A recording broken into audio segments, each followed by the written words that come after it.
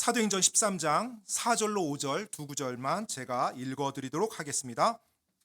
이렇게 그들이 성령님에 의해 파송을 받고 실루기아로 떠나 거기서 배 타고 키프로스로 갔다가 살라미에 도착하여 유대인들의 회당들에서 하나님의 말씀을 선포하였으며 또한 요한을 자기들의 섬기는 자로 두었더라. 아멘. 지난 시간에 우리는 안디옥 교회가 금식하고 기도한 이후에 바나바와 사울을 선교사로 파송한 내용을 보았습니다. 이제 바나바와 사울은 복음을 들고서 선교 여행을 떠나요. 가는 곳마다 복음을 전할 것이고요. 복음을 전해서 구원받는 혼들이 생기면 그곳에 지역교회를 세우며 나가는 그 일을 감당해 나갈 것입니다. 지난 시간에도 말씀드렸던 것처럼 사실 이 일에는 큰 결단과 헌신이 필요합니다. 파송한 교회 측면에서도 그렇고 그리고 선교 여행을 떠나는 바나바와 사울의 입장에서도 그렇고요. 교회 입장에서는 정말로 신실한 하나님의 사역자가 또 목회자가 2명이나 떠난다는 것에 대해서 마음에 큰 부담이 있었을 거예요. 하지만 하나님께서 그들을 그렇게 인도했기 때문에 그들은 그 희생과 수고를 감수하며 하나님의 말씀에 순종해서 그들의 교회, 어떻게 보면 가장 훌륭한 정예 멤버죠. 영적 전사들을 내보냅니다. 그리고 나머지 이제 안디옥에서 사역들을 자신들이 감당해 나가죠. 믿음의 결단이 없이는 교회도 할 수 없는 일이었고요. 또 선교 여행을 가는 바나바와 사울 역시도 안디옥에서의 어떻게 보면 안정적인 사역의 환경을 떠나서 이제 알 수 없는 그리고 여러 가지 미지의 것들이 때때로는 그것이 어려움이라는 모습으로 다가올 수도 있는데 그런 불안정한 환경 속으로 들어가서 사역을 합니다. 그들 역시 하나님의 말씀에 순종할 때만 그 일이 가능했죠. 즉 파송한 교회도 그렇고 파송받은 바나바와 사울도 그렇고 둘 다 하나님의 말씀에 순종하고 성령님의 인도하심에 따라서 그 결단을 합니다. 그리고 그런 하나님의 말씀에 따른 헌신과 결단 그리고 순종이 있었을 때 하나님은 아름답게 그분의 일을 이뤄나가시는 걸 볼 수가 있어요. 하나님의 사람이 하나님의 말씀과 성령님의 인도하심에 올바르게 따라갈 때 항상 이루어지는 일이 있습니다. 그것은 바로 그들의 삶을 통해서 하나님이 영광 받으시고 하나님이 기뻐하시는 일이 일어난다는 거예요. 또 그들의 삶을 통해서 아름다운 성령의 열매가 맺힌다는 것이고요. 또한 그들의 삶을 통해서 그들이 저 천국에 놀라운 상급을 쌓는다는 거예요. 바로 그런 것들이 보장되어 있어요. 뭐 이 땅에서 많은 돈을 번다든지 뭐 편한 삶이 주어진다든지 이런 보장은 없습니다. 하지만 방금 제가 말씀드렸던 하나님을 기쁘게 하고 놀라운 상급이 쌓이고 아름다운 성령의 열매가 맺히고 이것들은 보장이 돼 있어요. 저희가 하나님께 헌신하고 수고할 때 그것들을 바라보면서 나가야 됩니다. 내가 이렇게 하면 내가 뭐 편한 어떤 삶을 인조해야겠지. 내가 이렇게 하면 내가 원하는 뭔가 자리를 얻겠지. 이런 거 기대하지 마시고요. 주어질 수도 있고 안 주어질 수도 있어요. 하지만 100% 주어진 것은 놀라운 영적 선물입니다. 바로 그것이 우리들에게 큰 위로가 되고 소망이 되어야 되는 것이고요. 하나님은 이제 바나바와 사울을 통해서 그 일을 이뤄 나가십니다. 자, 이제 오늘 말씀의 4절에 보면 성령님에 의해 파송을 받고 실루기아로 떠나 그곳에서 배 타고 키프로스로 갔다고 이제 말이 나옵니다. 자, 여러분 오늘 제가 이제 말씀을 전할 텐데 이 시간에 잠깐만 우리 여러분 보시고 있는 그 흠정역 성경 뒷부분에 보면 그 18페이지에 사도 바울의 1, 2차 선교 여행 그 도표가 나옵니다. 그림이 나와요. 지도 선도가 나옵니다. 18페이지입니다. 네. 그 성경 18페이지 보면 나중에 이 앞에 좀 모니터가 있으면 제가 이거 좀 띄워드리면 좋은데 일단은 이거 지도 보십시오. 자, 사도 바울의 1, 2차 선교 여행인데 여러분 파란색 선을 한번 보시면 파란색 선에 어디에서 시작되죠? 안디옥에서 시작되죠. 안디옥에서 실루기아로 갑니다. 실루기아로 간 이유는 한 가지예요. 거기가 항구 도시이기 때문에 그렇습니다. 배 타고 가야 되기 때문에 실루기아로 갔어요. 자, 실루기아에서 어디로 갔습니까? 이제 살라미로 가요. 살라미가 키프로스 섬의 바로 동쪽 끝에 있어요. 그래서 살라미로 가고 주요한 상업 도시입니다. 그 살라미에서 사역하고 그 다음에 또 어디로 가냐면 바보로 가요. 이제 영어 파포스인데 한국말로 바보입니다. 좀 약간 표현이 그렇긴 하지만 바보가 이 키프로스 섬의 수도예요. 섬의 수도 역시 주요한 도시고 이곳에 로마 총독이 거하고 있었습니다. 로마가 총독을 이 키프로스 섬에 보냈거든요. 제가 지난번에 말씀드렸던 것처럼 이 키프로스 섬이 지도상으로 보면 좀 작아 보이긴 하지만 제주도의 5배 정도 규모입니다. 굉장히 큰 섬이에요. 제주도의 5배 정도 되니까. 그래서 살라미에서 바보까지 직선 거리로만 150km예요. 직선 거리로만. 그러니까 해안선을 따라가면 뭐 170에서 180, 200km까지 나올 수 있어요. 자, 키프로스 섬 바보까지 갑니다. 그리고 바보에서 어디로 가냐면 이제 밤빌리아 지역에 버가로 가요. 버가. 파란색 선 따라가니까 버가가 보입니까? 네, 버가로 가고 그리고 버가에서 어디로 가냐면 안디옥으로 가요. 안디옥인데 이 안디옥은 비시디아의 안디옥이에요. 즉 비시디아 산맥 지역이 있는 안디옥 도시입니다. 지금 바울과 바나바는 어디에서 파송됐어요? 안디옥인데 그 안디옥은 시리아의 안디옥이에요. 성경에는 두 안디옥이 나옵니다. 시리아의 안디옥과 비시디아의 안디옥이 나와요. 보통 안디옥이라고 말할 때는 시리아 지역의 안디옥을 말합니다. 그리고 비시디아의 안디옥은 항상 비시디아라고 말을 해줘요. 그리고 사실 이 로마 제국 당시에 안디옥이라는 도시가 굉장히 많았어요. 근데 성경에는 2군데만 언급하고 있지만 16군데인가 안디옥이라는 이름이 이렇게 지어졌다고 합니다. 그러니까 일단 성경에서는 이 두 지역이 있구나. 이 비시디아의 안디옥으로 이제 가서 계속 이제 여행을 합니다. 오늘은 제가 거기까지 보려고 해요. 알겠죠? 자, 여기까지. 머릿속에 지도가 어떻게 그려지는지 어떤 동선으로 가는지 이해되셨어요? 이제 그 동선을 가지고 이 바울의 선교 여행을 우리가 같이 따라가면 됩니다. 자, 이제 4절에서 보니까 어떤 표현이 나오냐면 그들이 성령님에 의해 파송을 받고라고 해서 이제 떠나는 장면이 나와요. 저는 먼저 이 부분부터 여러분과 같이 나누고자 합니다. 그들이 어떻게 떠났다고요? 성령님에 의해 파송을 받았다고. 근데 우리가 방금 1절에서 3절 말씀 지난주에 보았을 때 성령님이 등장했어요? 교회가 파송했죠. 그런데 4절에서는 누가 파송했다고 그래요? 성령님이 파송했다고 그래요. 그럼 그 말은 무슨 말이에요? 안디옥 교회가 성령님 안에서 올바르게 거하고 순종하고 인도함을 따랐다는 거죠. 그들이 금식하고 기도했을 때 성령님께서 그들의 마음을 움직이시고 그들에게 어떤 인도함을 보여주셨고요. 그 교회는 성령님을 따라서 그 일을 했던 거예요. 그래서 4절에서는 성령님의 인도함이라는 표현을 그렇게 말하고 있습니다. 여러분, 교회가 주님의 말씀에 순종하고 항상 하나님을 기쁘게 하기 원하고 성령님의 인도함에 예민하면서 그 인도함을 따라갈 때 바로 그 교회를 통해서 성령님이 역사하십니다. 그리고 그 교회를 통해서 성령님이 원하시는 일을 이뤄나갈 수가 있어요. 그래서 교회는 철저하게 하나님의 이 진리 말씀에 순종하고 그리고 하나님을 기쁘게 하고 그분께 영광 돌리며 성령님의 인도함에 예민해야 돼요. 그렇지 않으면 사람들의 조직으로 전락하게 됩니다. 교회가 많은 프로그램을 운영하고 많은 재정이 있다 할지라도 사람들의 생각으로 그리고 성령님에 민감하지 못하고 인간적인 생각으로 사람들이 교회를 이끌어간다면 그 교회는 성령님이 역사할 수가 없어요.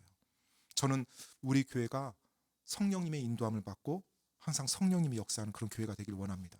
그렇게 되기 위해서는 뭐가 필요해요? 뭐가 필요합니까? 여러분과 제가 하나님의 말씀에 순종하고 항상 모든 상황에서 성령님을 따르는 그 삶이 필요해요. 교회는 바로 우리가 모여서 교회가 되는 거지 이 건물이 교회가 아니기 때문에 그렇습니다. 저는 이 교회가 계속 그렇게 성장하길 원합니다. 여러분과 제가 주님을 사랑하고 그리고 주님의 말씀을 올바르게 분별해서 순종하는 그런 아름다운 공동체가 되길 간절히 바랍니다. 그래서 안디옥 교회처럼 그렇게 교회가 성령님의 인도함을 받는 그런 교회가 되길 원합니다. 자, 이제 실루기아로 가서 배를 타고 키프로스로 갑니다. 이 키프로스는 방금 제가 이제 지도에서 설명할 때도 말씀드렸지만 제주도의 한 5배 정도 되는 크기라고 말씀드렸어요. 그리고 바나바가 바로 이 키프로스 출신입니다. 사도행전 4장에 보면 키프로스 출신 바나바라고 나와 있죠. 바로 바나바가 이 섬 출신이에요. 아마 이 섬에 바나바가 알았던 지인들도 있지 않았을까 생각이 돼요. 그리고 이 키프로스 섬 안에는 구리 광산이 있었다고 해요. 그래서 많은 사람들이 이 광산 일을 하고 또 수입원이 그 광산을 통해서 많이 거둬들여주고 그러니까 뭔가 이렇게 중요한 어떤 지역이었기 때문에 로마에서 총독을 직접 보낸 거죠. 그래서 원로원에서 총독을 파견해서 이 키프로스 섬 전체를 다스리도록 그렇게 했던 것이고요. 그리고 이 키프로스 섬 안에는 바나바도 이제 그 섬 출신이었던 것처럼 많은 유대인들이 살았다고 합니다. 그래서 유대 공동체가 활성화되어 있었고, 유대인들이 사는 곳마다 항상 뭐가 있어요? 회당이 있죠. 회당. 그래서 바나바가 키프로스 섬에 그 살람이라는 도시에 갔을 때도 어디에 가요? 회당을 찾아가요. 회당을. 그런데 성경에서 보면 살라미에 있는 회당에 갔다고 하지 않고 회당들이라고 돼 있어요. 그러면 최소한 몇 군데 이상을 들렸다는 거예요? 두 군데 이상, 복수로 돼 있으니까. 그러면 살람이라는 도시 안에서도 회당이 여러 개가 있었다는 거예요. 그 회당에 가서 이제 복음을 전합니다. 5절 말씀 제가 한번 읽어드리겠습니다. 5절 말씀. 살라미에 도착하여 유대인들의 회당들에서 하나님의 말씀을 선포하였으며 또한 요한을 자기들의 섬기는 자로 두었더라. 자, 회당들에 갔습니다. 자, 왜 바나바와 사울은 그들이 가는 곳에 도착했을 때 그 도시에서 유대인들의 회당을 찾았을까요? 일단 뭐 여러 가지 이유가 있겠지만 주요한 것 몇 가지만 살펴보면, 첫 번째, 이 바울, 뭐 사울이라고 했던 이 바울, 그리고 바나바, 이들이 유대인이었죠. 자기 민족에 대한 구원에 대한 열망이 있었어요. 그래서 민족에게 복음을 전하고 싶었으니까 당연히 유대인들이 모이는 그 회당으로 갔던 것이고요. 두 번째는 이 유대인 회당에는 일단 누가 모여요? 유대인들이 모이죠. 그렇죠. 유대교를 믿는 유대인들이 모입니다. 즉 하나님을 섬기는 자들이에요. 그리고 또 유대교로 개종하지 않았어도 유대교에 관심을 가지고 하나님에 대해서 배우고자 하는 사람들도 회당에 들어오도록 허락해 줬어요. 즉 회당에 모이는 사람들은 일단 하나님을 믿는 사람들, 그리고 하나님에 대해서 인정하고 하나님을 올바르게 믿고 싶어하는 사람들이었어요. 그러니 그 사람들에게 갔을 때 예수님에 대해서, 하나님의 그 메시아에 대해서 전하기가 훨씬 수월하죠. 일단 기본적으로 이들은 기본 지식이 있으니까. 그래서 유대인 회당에 가서 항상 말씀을 전했고, 또 유대인 회당에 가면 처음 바울과 바나바가 가는 도시라 할지라도 그곳에 사람들이 안식일이 되면 모여요. 여러분이 어디에 가서 전도를 한다고 생각해 보세요. 한 사람 한 사람 다 만나서 복음을 전해야 되는데 어느 곳에 갔더니 사람들이 이렇게 모여 있어요. 그럼 얼마나 효과적입니까? 즉 안식일에 유대인의 회당만 찾아가면 사람들이, 하나님을 인정하는 사람들이 모여 있는 거예요. 그러니까 얼마나 좋아요. 복음을 전하기에. 그래서 이제 회당을 먼저 찾아갑니다. 그리고 나서 그곳에서 복음을 선포하고, 그리고 이제 이방인들에게 가는 그 패턴을 가지고 이제 바울과 바나바가 하나님의 복음 사역을 해 나가는 걸 볼 수가 있어요. 지금 살라미에서도 동일한 패턴으로 이제 그 일을 해 나가고, 앞으로 바울은 계속 선교 여행을 우리가 이제 보게 되겠지만 그 양식으로, 그 패턴으로 이제 말씀을 전하는 것을 보게 됩니다. 자, 이제 5절의 그 후반부에 보니까 또 한 문구가 나오는데 어떤 내용이에요? 요한을 자기들의 섬기는 자로 두었더라라고 되어 있습니다. 이 요한이 마가 요한입니다. 마가 요한이 어떤 사람이냐면 일단 마가복음을 기록한 사람이에요. 그러니까 성경에 마가복음을 기록한 마가가 여기서 말하고 있는 마가 요한입니다. 이 요한이 사도행전에 처음 등장한 장이 그 사도행전 12장에서 등장해요. 사도행전 12장 12절에 보면 예루살렘 교회 성도들이 그 마가의 어머니의 다락방에 모여서 기도를 합니다. 즉 마가의 어머니가 자기 집의 다락방을 기도처로 제공을 해줘요. 그래서 오늘날도 뭐 마가의 다락방 이런 말이 많이 사용되는데 엄밀히 따지면 마가의 다락방이 아니고 마가 어머니의 다락방입니다. 나중에 이제 어머니가 돌아가셨을 때 뭐 마가의 다락방이 될 수는 있겠지만 사실 예루살렘 교회가 모였을 때는 마가 어머니의 다락방이에요. 그런데 사람들이 왜 어머니란 말을 뺐는지 모르겠지만 마가의 다락방 그렇게 말합니다. 그 마가가 이 마가 요한이에요. 이 요한. 그리고 이 마가 요한은 바나바의 또 조카예요. 골로새서 4장 10절에 보면 바나바의 누이의 아들 마가라고 나와 있거든요. 바나바의 조카입니다. 그러니까 어머니는 신실한 예수님 믿는 그리스도인이고, 삼촌은 또 예수님의 사역자고, 굉장한 믿음의 집안이죠. 그곳에서 이제 자란 청년이 바로 마가 요한이에요. 이 마가 요한은 예루살렘에서 살고 있었는데 나중에 이제 사도행전 12장 25절에 보면 바나바와 바울이 예루살렘 교회에 방문했을 때 그들을 따라서 안디옥 교회로 갑니다. 바나바와 바울이 왜 예루살렘 교회로 왔어요? 우리 지난번에 12장에 보았을 때 살펴보았던 것처럼 예루살렘에 큰 기근이 있어서 그 예루살렘에 구제 헌금을 전달하려고 바나바와 바울이 예루살렘 교회를 갔어요. 근데 그곳에 가서 이제 구제 헌금을 전달하고 다시 안디옥으로 올 때 이 마가 요한이 바나바와 사울, 이제 바울을 따라서 안디옥으로 옵니다. 그리고 이제 안디옥 교회가 바나바와 사울을 따로 구별해서 선교사로 파송했을 때 이 마가 요한이 또 따라가는 거예요. 참 기특한 청년 아닙니까? 예, 그 사역자들을, 목사님들을 따라서 자기가 사역을 이렇게 섬기겠다고 따라가니까 아마 이 사울, 이제 바울이죠. 바울과 바나바 입장에서 굉장히 힘이 됐을 것 같아요. 선교 여행을 떠나야 되는데 젊은 청년이 저도 가서 함께 돕겠습니다. 이런 청년이 있다고 생각해 보세요. 얼마나 큰 기쁨이고 얼마나 든든한지요. 전 목회자 입장에서 그런 청년이 있으면 진짜 행복합니다. 그리고 정말 너무 기운이 날 것 같아요. 아마 바나바와 바울에게서도 이 마가 요한이 그런 청년의 모습이었을 것 같아요. 특별히 여러분, 이 당시 선교 여행이라고 했을 때 제가 지난번에도 한번 말씀드렸지만 교통수단과 통신수단이 없었어요. 자동차가 있거나 기차가 있는 것도 아니고 유람선이 있거나 이런 게 있지 않죠. 비행기도 없고요. 어떻게 가야 돼요? 전부 다 걸어서 가야 돼요. 걸어서 말 그대로 산 넘고 물 건너 가야 되거든요. 그러면 이들은 잠은 어디서 자요? 호텔이요? 네, 호텔 없는 거 아시죠? 네, 어디서 자야 돼요? 자다가 운 좋게 마을이 나오면 마을에서 좀 어디서 좀 숙소를 구할 수 있지만 마을이 없는 지역도 있거든요. 계속 가도 며칠 가야 마을이 나오는 곳. 그러면 그들은 어디서 자야 돼요? 길거리에서 자야죠. 그리고 또 밥을 먹어야 돼요? 안 먹어야 돼요? 밥도 먹어야죠. 가는 곳마다 식당이 있었을까요? 오늘날처럼? 식당 없죠. 광야 한가운데 무슨 식당이 있어요. 그럼 어떻게 해야 돼요? 거기 또 밥을 또 챙겨 먹어야죠. 그러니까 짐에 뭐가 있을까요? 잠자야 되는 것도 있어야 되고 또 비상식량도 있어야 되고 계속 그걸 가지고 다녀야 되잖아요. 그럼 그들이 걸어서 그 여행을 할 때 그런 짐들을 꾸리고 가야 되고 또 하루 세끼 밥 먹는 것이 쉬운 일이 아니라는 거 우리 자매님들 다 아시겠죠? 예, 밥 준비하고 식사하고 설거지하면 또다시 밥 준비하고 식사하고 설거지하고 어떤 자매님 그렇게 표현하시던데 여하튼 가는 때마다 식사를 또 해야 돼요. 왜요? 식사 안 하면 굶어 죽으니까. 그러면 식사도 누가 준비해야 되고 또 가는 곳마다 잠자리 준비해야 되고 아침에 일어나서 다시 잠자리 정리하고 짐 꾸리고 또 출발하고 또 가서 밥 먹어야 되고 어떻게 보면 선교 사역하면서 말씀을 전하는 실제 그 사역보다 그 사역이 이루어지도록 하기 위한 나머지 시간이 더 많이 할애될 수도 있어요. 그런데 그 일에 돕는 자가 필요하잖아요. 그 돕는 자의 청년이 자원한 거예요. 얼마나 기쁘고 복이 돼요.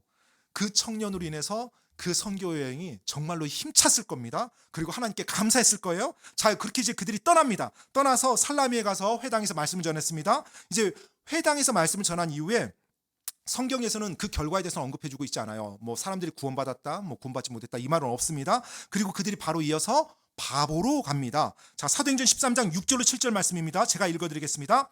그들이 그 섬을 가로질러서 바보에 이르러 어떤 마법사를 만났는데 그는 거짓 대언자로서 유대인이며 그의 이름은 바예수더라. 그가 그 지방의 총독인 서기오 바울과 함께 있었는데 총독은 분별 있는 사람이었으므로 바나바와 사울을 불러 하나님의 말씀을 듣기 원하더라. 자, 지금 살라미에서 바보로 갔습니다. 앞에 제가 지도에서 말씀드렸던 것처럼 살라미는 키프루스 섬의 동쪽에 있었고 바보는 키프루스 섬의 서쪽 끝에 있었어요. 약 직선거리가 150km라고 했습니다. 그러면 이제 해안선을 따라서 갔을 거예요. 왜냐하면 키프루스 가운데는 제주도처럼 산이 있었어요. 근데 산이 한두 개가 아니라 거의 산맥 수준의 산이 가로질러 있었거든요. 그러니까 정중앙을 통과하기보다는 해안선을 따라가는 것이 훨씬 수월했을 겁니다. 돌아가기는 하더라도. 그럼 이들은 아마 바보에서 키프로스 섬의 바보까지, 살라미에서 바보까지 오는데 최소한 거의 한 일주일 정도 걸리지 않았을까. 도보로 한 20km나 25km 정도 하루에 갈 수 있으니까요. 일주일, 어쩜 그 이상 걸릴 수도 있고요. 그렇게 걸어서 드디어 바보에 도착합니다. 자, 이제 바보에 도착했는데 이 바보라는 도시는 이 키프로스 섬의 수도였어요. 그리고 그곳에 총독이 살았습니다. 로마 원로원에서 파송한 총독이 바보 그 도시에서 키프로스 섬 전체를 관리하면서 살았습니다. 그곳에 두 사람을 만납니다. 한 사람은 바예수라고 이름하는 마법사였고요. 다른 한 사람은 방금 그 총독 서기오 바울이었어요. 총독의 이름이 서기오 바울입니다.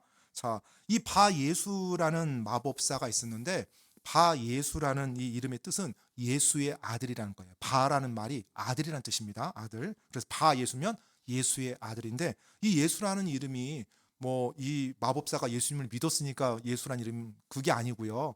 이 당시 예수라는 이름은 보편적인 이름이었어요. 즉 구약의 여호수아라는 이름이 이제 신약에서는 예수와 뭐 이렇게 돼서 예수라는 이름이 사용된 겁니다. 즉 유대인들이 이름을 붙일 때 종종 사용했던 이름 중에 하나가 예수라는 이름이었어요. 즉 이 바 예수는 유대인이었고요. 그리고 이 이름을 가지고서 그 지역에서 어떤 영향력을 행사했던 사람 같아요. 그런데 지금 성경에서 보니까 이 바 예수 마법사에 대해서 또 한 가지를 말해줘요. 거짓 대언자래요. 거짓 대언자.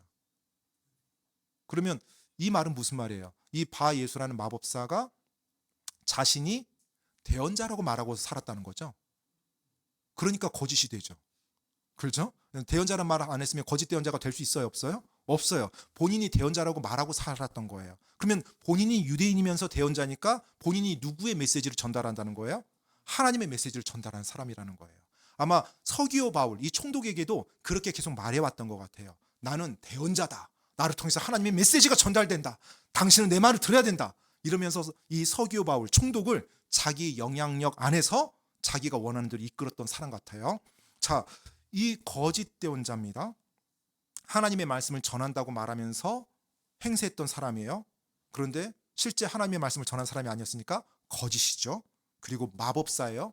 마법사라고 하니까 여러분 그냥 우리나라 입장에서 보면 무당이라고 생각하시면 될 것 같아요. 신 점 보는 무당, 그리고 실제로 굿하는 무당.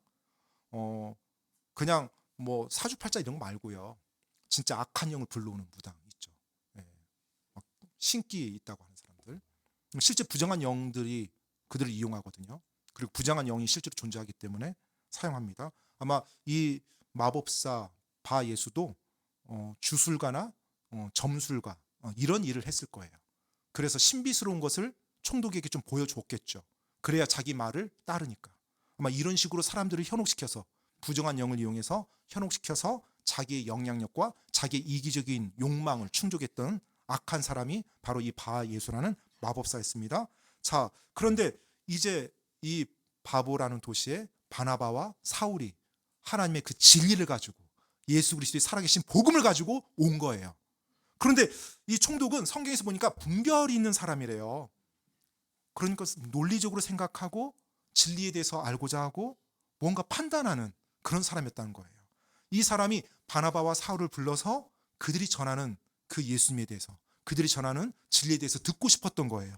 더구나 지금 자기 곁에 있었던 바 예수라는 마법사도 항상 하나님에 대한 이야기를 했을 거 아니에요. 대언자 행세를 했으니까. 그런데 하나님의 메시지를 또 전하는 또 다른 사람이 나타난 거예요. 그래서 그들의 메시지를 듣고 싶었던 겁니다. 그래서 바나바와 사울을 불러서 그들의 말씀을 들어요. 그 상황이 마법사였던 바 예수에게는 굉장히 위기감을 가져다 줬던 것 같아요. 왜냐하면 지금 그 진리를 받아들이면 이전처럼 자기가 이 총독에게 영향력을 행사할 수 있어요? 없어요? 행사할 수 없죠. 그리고 그것뿐만 아니라 이 말씀을 이제 잠시 후에 우리가 또 볼 텐데, 이 바 예수라는 마법사는 실제 부정한 영을 이용했던 사람이거든요. 즉 살아계신 하나님의 영이 와서 지금 일하고 있는 것을 느꼈을 거예요. 마치 예수님 당시에 부정한 영 들린 사람들이 그랬던 것처럼. 그래서 적극적으로 그리고 아주 극렬하게 대적하고 반항했던 거죠. 서기오 바울에게 바나바와 사울이 예수님에 대해서 그리고 하나님의 진리에 대해서 말할 때 지금 이 바 예수라는 마법사가 방해를 했다고 하는데 어떤 식으로 방해했는지는 모르겠어요. 그런데 굉장히 극렬하게 그리고 악하게 방해를 했을 거예요. 왜냐하면 그 다음에 바울이 하나님의 심판을 바로 집행해 버리거든요. 바로 집행합니다. 그 정도로 악했던 사람인 것을, 그리고 악한 행동을 했던 걸 알 수가 있어요. 먼저 8절 말씀 제가 한번 읽어드리겠습니다. 사도행전 13장 8절입니다. 그러나 엘루마 마법사가 그의 이름을 번역하면 그런 뜻이라 총독이 믿음을 버리고 돌아서게 하려고 힘쓰며 그들을 대적함으로. 자, 여기 엘루마라는 말이 나오는데 이 엘루마는 호칭입니다. 이름은 뭐예요? 이 사람의 이름은 바 예수. 그런데 이 사람이 하는 직업에 대해서 사람들이 부르는 호칭이 뭐였어요? 엘루마. 근데 그 엘루마를 번역하면 무슨 뜻이라고요? 마법사란 뜻이에요. 그러니까 엘루마가 이 사람의 이름이 아니라 이 사람의 호칭이라고 이해하시면 됩니다. 자, 총독이 믿음을 버리고 돌아서게 하려고 지금 이 사람이 애썼대요. 그리고 그들을 대적했대요. 그들이 바나바와 사울이죠. 즉 바울이라고 하는 사울. 자, 이제 9절로 11절 말씀 보겠습니다. 9절로 11절 말씀. 그때 바울이라고도 하는 사울이 성령님으로 충만하여 그를 주목하고 이르되 오 모든 간교와 모든 악독이 가득한 마귀의 자식아, 모든 의의 원수야, 내가 주의 옳은 길들을 굽게 하는 것을 그치지 아니하겠느냐. 이제 보라, 주의 손이 내 위에 계시니 내가 눈이 멀어 한동안 해를 보지 못하리라 하매 즉시 안개와 어둠이 그에게 내려오므로 그가 두루 다니며 손으로 자기를 인도해 줄 자들을 찾더라. 먼저 지금 9절에서 보니까 바울이라고도 하는 사울이라고 하면서 처음으로 이제 바울이라는 이름이 언급됩니다. 그리고 이 부분 이후로는 이제 사울 대신에 바울이라는 이름이 사용이 돼요. 그런데 이 바울이 마법사에게 뭐라고 말해요? 모든 강교와 모든 악독이 가득한 마귀의 자식아, 모든 의의 원수야. 굉장히 강한 말이죠. 이런 말 쓰면 돼야 안 돼요? 네. 근데 바울이 지금 썼잖아요. 제가 좀 이렇게 말씀드릴게요. 사람한테 내가 동물의 어떤 호칭을 쓰면 돼야 안 돼요? 개나 뭐 이런 걸 쓰면 돼야 안 돼요? 네, 거기까지만 할게요. 개 쓰면 돼야 안 돼요? 안 되죠? 네, 안 됩니다. 그런데 개한테 개라고 말하면 돼야 안 돼요? 그거 욕이에요? 개한테 개라고 말한 게? 아니죠. 네. 만약에 내가 기분이 나쁘고 내가 화가 났다는 이유로 마귀의 자식이 아닌 사람한테 마귀의 자식이라고 말하면 그건 굉장히 무례하고 죄입니다. 근데 실제 그 사람이 마귀의 자식이에요. 실제로. 그러면 그게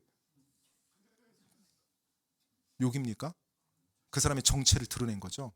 네. 지금 여러분 여기서 한 가지 또 우리가 주목해야 될 것이 성경에서는 너무나 감사하게도 이 말을 기록해 줬어요. 바울이 지금 어떤 상태인지. 바울이 이 말을 했을 때 어떤 상태였냐면 성령님으로 충만하여요. 즉 바울은 지금 자신이 기분 나빠서 자신이 복음 전하는데 옆에서 방해하니까 짜증나서 이렇게 말한 게 아니에요. 성령님으로 충만했어요. 완전히 성령님에 사로잡힌 상태예요. 그래서 하나님이 바울에게 분별력을 허락했던 것 같아요. 지금 이 마법사는 부정한 영에 사로잡힌, 그리고 하나님의 지금 영을 대적하는 정말로 마귀가 역사하는 사람이라는 거, 그 마귀에게 지금 이용당하고 있는 사람이라는 거. 그래서 성령님으로 충만한 바울이 그 마법사를 보고 정확히 말한 거예요. 간교와 모든 악독이 가득한 마귀의 자식아, 그리고 모든 의의 원수야. 이 일을 그치지 아니하겠느냐? 그렇게 말하면서 바로 하나님의 심판을 집행해 버립니다. 그 심판이 뭐였어요? 눈을 멀게 해서 한동안 해를 보지 못하게 했어요. 참 감사하죠. 한동안이란 단어가 들어가서 영원히 눈을 보지 못할 수도 있었는데 한동안이에요. 즉 일정 기간 눈을 멀게 해서 보지 못하게 했습니다. 그리고 그 순간 이후부터 이 마법사 엘루마, 즉 바예수는 어떻게 해요? 돕는 자가 필요했던 거예요. 왜요? 보지 못하니까요. 여러분 이제까지 잘 생각해 보세요. 키프로스 섬에서 총독을 자기가 좌지우지했던 사람이에요. 자기가 하나님으로부터 온 사람이라고 하고 모든 걸 자기 원하는 대로 이끌었던 사람입니다. 그런데 하루아침에 한순간에 지금 어떻게 됐어요? 눈이 멀게 됐어요. 그럼 눈이 머니까 이제부터 어떻게 해야 돼요? 누군가 도와줘야 돼요.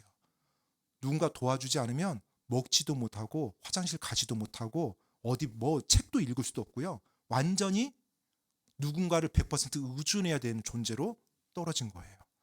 그렇게 기세등등하고 모든 것을 호령했던 마법사가 한순간에 누군가의 도움 없이는 움직이지 못하는, 마치 어린아이와 같이 낮아진 거예요. 정말로 겸손해 질 수밖에 없죠. 바울은 그것을 정확히 알았을 겁니다. 왜요? 바울도 10여 년 전에 그 경험이 있었거든요. 다마스커스로 가는 그 길에서 자기도 눈이 멀어본 경험이 있었거든요. 얼마나 사람이 밑바닥으로 내려가는지, 그리고 자기가 얼마나 나약한 존재고 하나님 앞에서 정말 티끌 같은 존재인지를 철저히 깨달았거든요. 지금 이 마법사도 정확히 그 일을 경험하고 있는 거예요. 하나님 앞에서 자기가 아무것도 아니라는 거, 그리고 하나님의 심판을 통해서 그가 자신의 죄에 대해서 지금 그 대가를 받도록 하는 거, 이 모든 일이 지금 일어나고 있습니다. 자, 성경에서는 이 마법사가 한동안이라고 했으니까 눈 다시 떴을까요? 안 떴을까요? 떴겠죠. 떴을 때 예수님 믿었을까요? 저는 좀 믿었으면 좋겠어요. 천국 갔을 때 이 사람이 좀 있었으면 좋겠는데 성경에는 그 말을 해주고 있지 않아요. 그래서 뭐 저도 이 사람이 믿었을 거다 안 믿었을 거다 말할 수는 없어요. 그런데 이 사람이 눈멀게 됨으로 하나님이 이루셨던 일이 있었어요. 그 일이 어떤 일이에요? 바로 총독 서기오 바울이 예수님을 믿고 하나님의 진리를 정확히 깨달은 거예요. 바로 그 사건이 눈앞에서 일어납니다. 총독 서기오 바울 앞에서 지금 자기 앞에 이 마법사가 하나님의 심판을 받는 광경이 일어난 거예요. 그리고 바나바와 바울이 자신에게 해줬던 말씀, 바로 그 바나바와 바울이 하나님으로부터 왔다는 거, 그리고 바나바와 바울이 자기에게 해줬던 그 예수님에 대한 메시지가 진리라는 것을 자기 눈앞에서 확증할 수 있었던 것입니다. 그래서 서기오 바울이 바로 그 일을 보고 믿고서 바로 예수님을 영접합니다. 사도행전 13장 12절 말씀이에요. 사도행전 13장 12절 말씀. 그때 총독이 이루어진 일을 보고 믿으며 주의 교리에 놀라니라. 아멘. 자, 1차 선교 여행에서 처음으로 구원받았다는 기록이 여기에 기록되어 있어요. 바로 총독인 서기오 바울이 예수님을 믿고 구원받은 일이 여기서 일어납니다. 그런데 이 서기오 바울이 무엇에 놀랐다고 해요? 주의 교리, 하나님의 말씀에 놀랐어요. 기적이 놀란 게 아니에요. 지금 마법사가 눈먼 것에 대해서 놀란 거 아니냐? 물론 그것도 놀랐겠지만 정말로 놀라웠던 것은 하나님의 말씀이었어요. 하나님의 말씀, 바울과 바나바를 통해서 자신이 들었던 그 메시지가 진리라는 거, 그리고 그 말씀의 권능이 얼마나 위대한지를 자기 눈앞에서 보았잖아요. 그 주님의 놀라운 말씀, 그 주님의 놀라운 교리에 놀랐어요. 그리고 믿었던 거죠. 바로 그 일이 지금 이 안에서 일어났습니다. 바나바와 바울, 이 바울과 바나바가 얼마나 기뻤을까요? 하나님의 말씀 사역자로, 뭐 저도 이제 목회를 하고 있지만 정말 이 목회하면서 제가 다른 사람들보다 조금 더 누리는 놀라운 특권이 있다라면 복음을 전할 기회가 좀 더 많이 주어진다는 거, 그리고 내 눈앞에서 그 복음을 마음속에 영접함으로 구원받는 그 광경이 펼쳐진다는 거, 전 그거 볼 때마다 하나님께 너무 감사하거든요. 복음을 전할 때마다 제 안에서 뜨거워지고, 그리고 그걸 영접한다고 네 믿겠습니다 하는 순간 확 짜릿해요. 아멘 막 속으로, 뭐 그 사람 앞에서는 제가 표현을 할 수 없지만 아멘 하면서 이렇게 이제 기도하시면 됩니다. 형제 뭐 이렇게 기도하시면 됩니다. 이렇게 이야기를 해줘요. 바나바와 바울도 정말 기뻤을 거예요. 그 바보까지 갔을 때 많이 지쳤을 텐데 정말 기뻤을 겁니다. 자, 그리고 이제 이들이 그 바보를 떠나서 드디어 이제 다시 육지로 들어갑니다. 밤빌리아의 버가로 갑니다. 13절로 14절 말씀 읽겠습니다. 사도행전 13장 13절로 14절. 한편 바울과 그의 일행이 바보에서 배 타고 떠나 밤빌리아의 버가로 갔을 때 요한은 그들을 떠나 예루살렘으로 돌아갔으나 그들은 버가를 떠나 비시디아의 안디옥으로 가서 안식일의 회당에 들어가 앉으니라. 자, 이제 바보에서 배 타고 떠나서 어디로 갔다고 그래요? 밤빌리아의 버가로 갔습니다. 자, 머릿속에 아까 여러분 보았던 지도 기억하세요? 이제 밤빌리아 버가로 갔습니다. 그런데 그곳에서 한 사건이 일어나요. 어떤 사건이냐면 요한이 예루살렘으로 돌아간 사건이 일어납니다. 마가 요한이 아마 이때까지 최소한 몇 주 이상이 걸렸을 거예요. 만약에 그들이 시간을 여유 있게 가졌다면 몇 달이 걸렸을 수도 있고요. 그동안 같이 선교 여행을 했던 이 마가 요한, 이 청년이 갑자기 버가에서 선교 여행을 더 이상 따라가지 않겠다고 하고 예루살렘으로 돌아가 버린 거예요. 뭐 왜 돌아갔는지 성경에서 이유를 말해주고 있지 않아요. 한 가지 이제 확실한 건 있어요. 사도행전 15장에 보면 나중에 이 마가 요한이 버가에서 갑자기 돌아간 것으로 인해서 바울이 2차 선교 여행을 떠날 때 그를 데려가지 않습니다. 그를 데려가지 않으려고 해요. 그런데 바나바는 그를 또 데려가려고 해요. 근데 바나바는 보통 보면 항상 권면의 아들이었잖아요. 사람을 세워주려고 했던 사역자였어요. 그래서 마가 요한에게 기회를 한번 더 주려고 했던 것 같아요. 그런데 바울은 절대 그 사람 데려갈 수 없다. 중간에 함께 사역하다가 떠난 사람을 다시 또 데려가냐. 그 일로 둘이서 격렬하게 다툽니다. 그럼 이제 그 사건을 통해서 우리가 알 수 있는 게 뭐예요? 마가 요한이 이때 떠났던 것이 바울의 입장에서는 굉장히 못마땅했던 거예요. 그리고 올바른 이유가 아니었던 거죠. 그러니까 바울이 이렇게 흥분하면서 다시는 그를 사역에 동참시키지 않겠다. 자신이 하는 사역에. 이런 마음을 먹을 정도니까 굉장히 좀 상처가 됐던 것 같아요. 이 바울에게. 그러니까 이유가 뭔지는 모르지만 합당한 이유는 아니었어요. 뭐 여행을 하다가 마가 요한이 갑자기 병에 걸려서 어쩔 수 없이 뭐 예루살렘을 간다든지 이래서 간 게 아니에요. 지금 바울이 볼 때는 말이 안 되는 이유로, 즉 그의 미성숙함으로 말미암아서 그가 중간에 포기하고 떠난 거예요. 그래서 다시는 그를 그의 사역에, 바울의 사역에 동참시키고 싶어 하지 않았던 겁니다. 바울이 기분이 그렇다면 어땠을까요? 마가 요한이 떠났을 때 낙심이 됐겠죠. 지금 그런 이제 바울의 마음을 우리가 지금 사도행전 15장에서 알 수 있었으니까요. 분명히 낙심이 됐을 겁니다. 처음에 마가 요한 청년이 함께 한다고 했을 때 정말 기뻤을 거예요. 그리고 많은 도움을 받았겠죠. 야, 마가 요한 안 왔으면 우리 어떨 뻔했어? 막 이런 농담도 있을 수도 몰라요. 같이 밥 먹으면서 밥 차렸습니다. 드시죠. 아, 그래요. 고마워요, 형제. 이러면서 막 몇 주를 보냈을 텐데 갑자기 확 떠나버린 거예요. 얼마나 낙심이 됐을까요? 자, 그런데 낙심이 됐는데 바나바와 바울이 그 다음에 가는 곳이 어디냐면 비시디아의 안디옥이에요. 근데 비시디아의 이 안디옥은 거리가 한 200km 정도 돼요. 이 버가에서. 그런데 제가 이제 이 자료를 이렇게 보면서 참고하다 보니까 이게 지금 거리가 200km가 문제가 아니라 이 산악지대를 통과해서 가야 되는 거예요. 그 한마디로 산맥이 딱 가로지르고 있어요. 그러니까 굉장히 길이 험해요. 그리고 이 당시에 강도들이 많이 나오는 길로 악명이 높았던 길이에요. 근데 그 길을 이제 걸어가야 돼요. 또 산악지대를 통과해서. 자, 청년 마가 요한은 떠났어요. 그리고 자신들은 이제 저 산악지대 산맥을 지나서 지금 가야 돼요. 그런데 바나바와 바울이 어떻게 해요? 바울과 바나바가 갑니다. 가요. 그리고 그 비시디아 안디옥에 도착을 해요. 그리고 그곳에 가서 안식일의 회당을 찾아갑니다. 그리고 안식일의 회당에서 예수님을 전하는 내용이 이제 이어져요. 15절부터. 사도행전에서 사도 바울의 설교가 기록된 첫 번째 장소가, 첫 번째 위치가 바로 이 부분이에요. 바로 비시디아 안디옥에서 바울이 그 유대인의 회당에서 선포했던 그 메시지가 첫 번째 바울의 설교로 기록이 됩니다. 그런데 그 설교를 보면 낙심과 피로로 지쳐있는 사람의 설교가 아니에요. 살아있고 열정과 사람의 혼에 대한 갈급함, 이것에 대한 그 느낌을 가질 수 있는 그런 설교가 그 회당에서 선포가 됩니다. 분명 바울도 사람인지라 바나바도 사람인지라 힘 빠지기도 했고 또 그 엄청난 200km가 되는 그 산길을 통과해서 갔을 때 육체적으로 많이 지치기도 했을 거예요.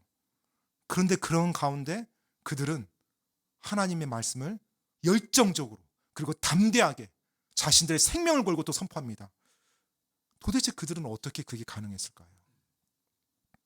바울은요, 자신이 누구인지를 알았어요. 우리도 역시 마찬가지입니다. 우리들의 삶에 낙심이 오고 우리들의 삶에 때때로 힘든 길이 펼쳐질 때 우리가 첫 번째 돌아가야 될 진리는 내가 누군가라는 진리예요. 내가 누군가. 바울은 그 자신의 정체성에 대해서 하나님의 진리의 기초에서 확실하게 가지고 있었던 사람이었어요. 자신이 누구예요? 죄인의 괴수죠. 죄로 인해서 죽을 수밖에 없고 지옥 불호소에서 영원히 불타서 고통당해야 될 그 죄인인데 바로 자신을 그 예수님이 사랑해서 자기를 위해 십자가에 달려서 피 흘려 죽으시고 자기가 하나님의 아들이 될 수 있도록 해주셨어요. 그것뿐만 아니라 자기가 영원한 생명을 가지고 저 천국에서 살 수 있게 해주셨어요. 그리고 그 예수님 앞에 언제 장차 내가 설 때가 반드시 있어요. 그리고 그 예수님과 함께 영원히 살 존재예요. 자신이 어떤 존재인지를 바울은 정확히 돌아보고 그 사실을 알았어요. 그리고 자신이 하나님의 아들이고 이제 영원한 생명을 가지고 사는 사람이기 때문에 자신이 이 땅에 사는 동안 자신에게 주어진 소명이 있었어요. 사명이라고 하죠. 그것이 무엇이냐면 바로 나의 주님을 기쁘게 하는 삶, 내 주님께 영광 돌리는 삶을 살아야 된다는 것을 바울은 정확히 알았어요.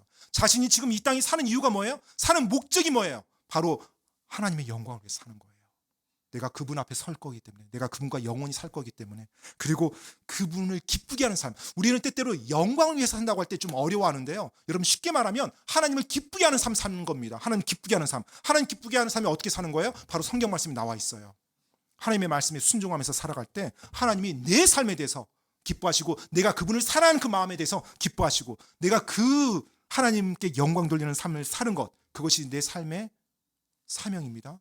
인간이 이 땅에 사는 목적이고요. 그리고 그 목적에 따라서 하나님이 우리 각자에게 다 준 책임이 있어요. 일이 있어요. 바울에게는 지금 이 상황에서 선교 사역이었어요. 바로 지금 복음을 전하는 선교 여행이었어요. 이 순간에.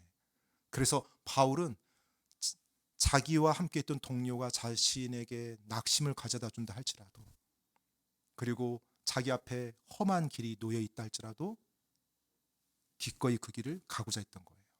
왜냐하면 나의 주님이, 나를 사랑하는 그 주님이 여전히 내 곁에 있고, 그분이 나를 바라보고 있고, 그분이 허락한 그 이 책임을 완수하기를, 끝마치기를 기대하면서 나를 보고 있으니까요. 그분이 나를 떠난 게 아니잖아요. 그분이 나를 버린 게 아니잖아요.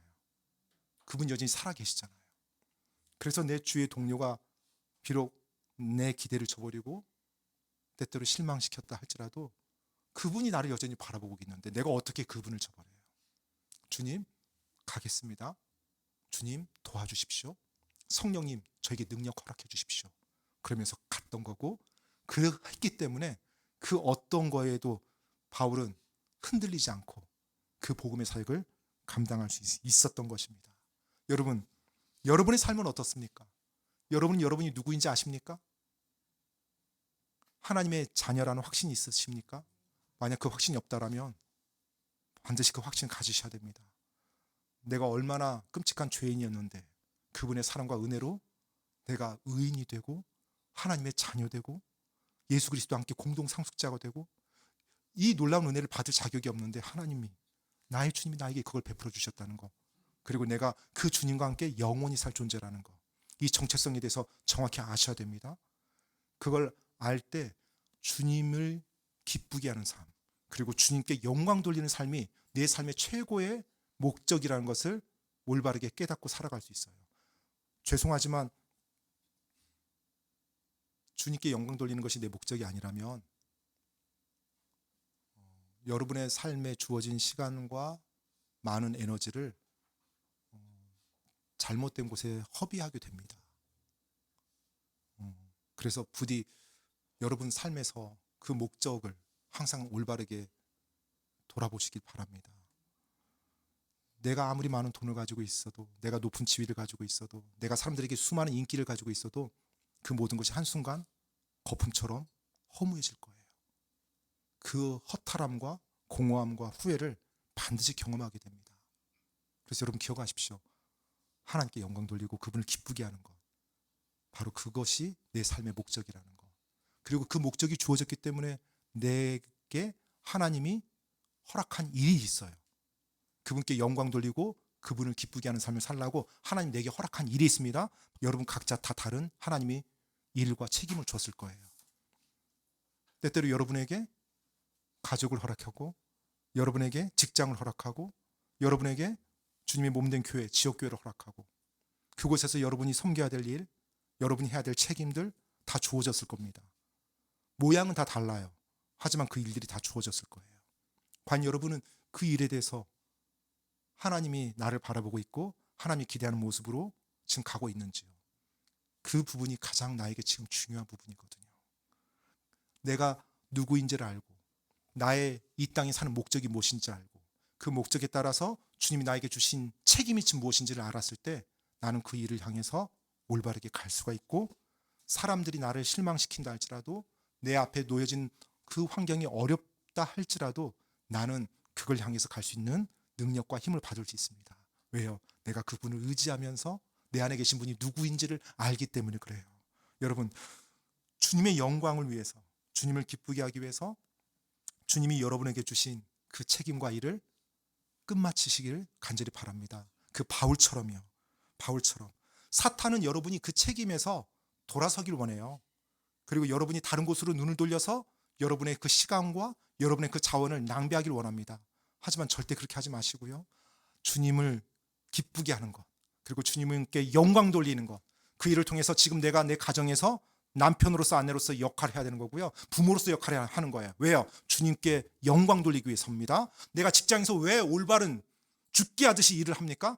주님께 영광 돌리기 위해서요. 내가 내 이웃에게 왜 복음을 전하려고 하고 내가 그들에게 왜 선한 모습으로 예수님의 모습처럼 내가 그들에게 대하려고 할까요? 주님께 영광 돌리기 위해서요. 내가 그들에게 뭔가를 얻어내기 위해서, 내가 뭔가 잘 되기 위해서, 내가 많은 돈을 벌기 위해서, 이게 목적이 아니에요. 물론 하다 보면 많은 돈이 들어올 수 있고 높은 자리에 승진할 수도 있어요. 하지만 그것 때문이 아니라 주님께 영광 돌리기 위해서 내가 그 일을 하는 거예요. 그래서 어떤 일이 내게 펼쳐지더라도 낙심하거나 실망할 이유가 없어요. 왜요? 주님이 여전히 살아계시고 내가 주님의 일 위에 지금 있기 때문에, 그 확신이 있기 때문에 내가 무너질 이유가 없는 거예요. 바로 그분이 여전히 나를 바라보고 계시고 내가 지금 이 자리에 서 있다는 거, 그분이 기뻐하시고 나를 보고 웃어줄 거기 때문에, 그래서 내가 걸어가는 거예요. 바울은, 그리고 바나바는 바로 그래서 자신들에게 주어졌던 일을 끝마칠 수 있었던 것입니다. 저는 오늘 이 말씀을 듣는 여러분과 제가 바울과 같은 그런 자세로, 그런 마음으로 주님을 섬기고 이 땅을 살다가 주님께 가기를 원합니다. 하나님, 이제 이 땅에서 제가 선한 싸움을 다 싸우고 저의 달려갈 길을 다 끝마치고 이제 주님께 갑니다. 주님께서 저를 위해서 위의 왕관 예비했다는 거 저 압니다. 이제 주님 사랑합니다. 바울처럼 그런 여러분과 제가 되기를 간절히 바랍니다.